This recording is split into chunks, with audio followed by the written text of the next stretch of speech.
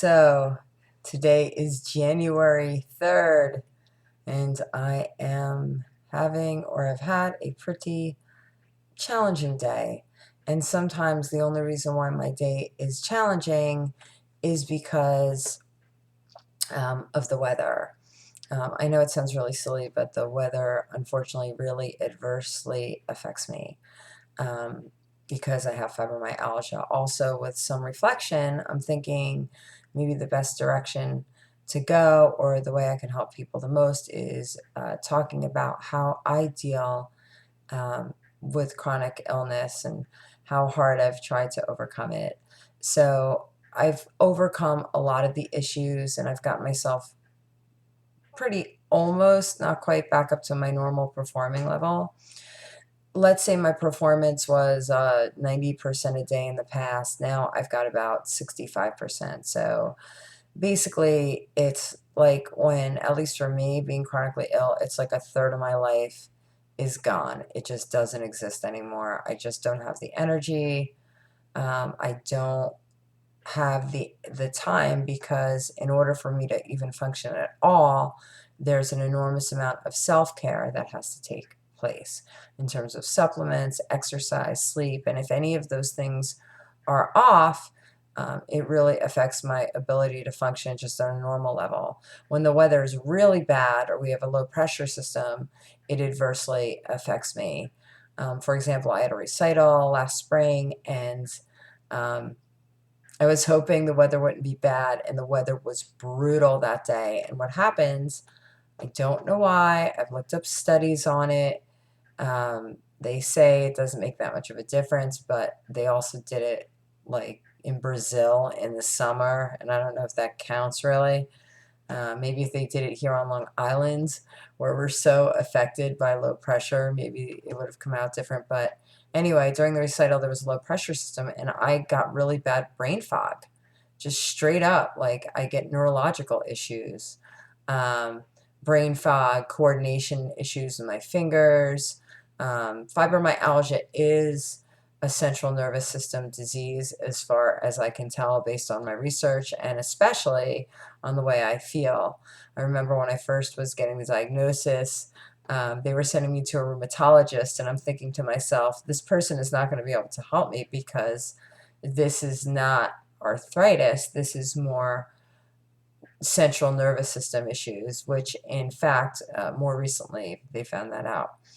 So anyway, I haven't been able to overcome that. So today the weather was bad, and I could barely get out of bed, and eventually I got out of bed, and then it's the second day of school.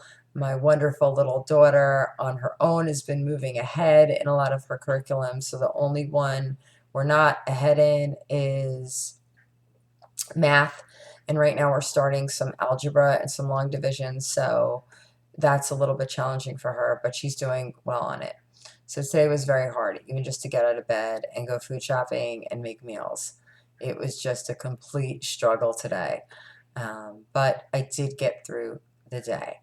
Usually, in order for me to function, I need to really stick to, I would say, 15 to 20 protocols in terms of supplements, vitamins, caffeine, nutrition, to keep myself going. So it's very challenging to have to do that. And reflecting on this vlog and moving forward, I think, besides this regular just, you know, journaling type vlog, I think the direction I will be moving in will be the hacks that I use to help me perform better.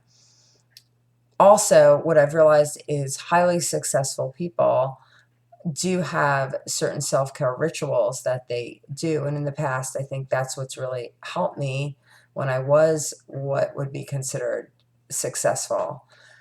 Now I basically just try to get through, which is very frustrating.